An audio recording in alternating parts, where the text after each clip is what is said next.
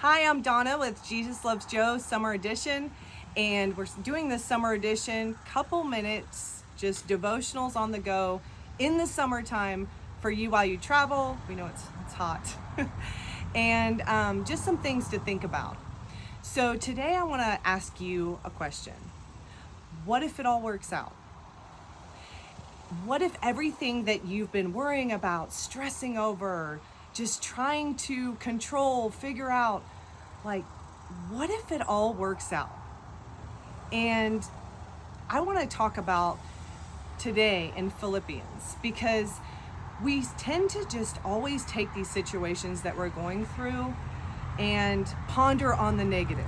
Like, we always assume the worst. And not everybody, but I would say I'm totally guilty of that.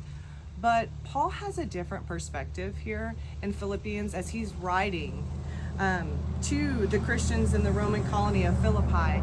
And the overall theme of Philippians, it's so interesting because Paul is in prison and he's writing this letter, and the overall theme is encouragement.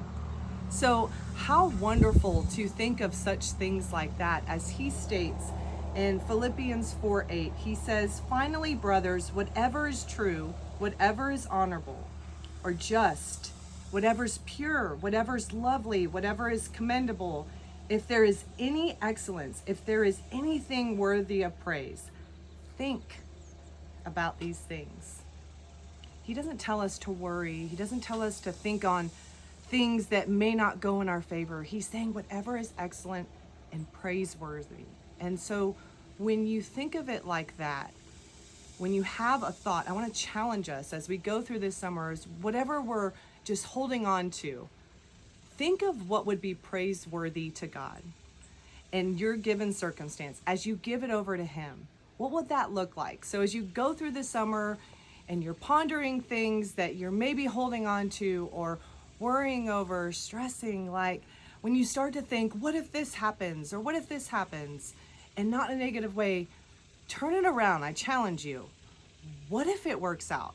What if it's more than you could ever imagine? What if it's praiseworthy? And so that's the challenge today. And it's easier to do when we're thinking of those things and holding those thoughts captive.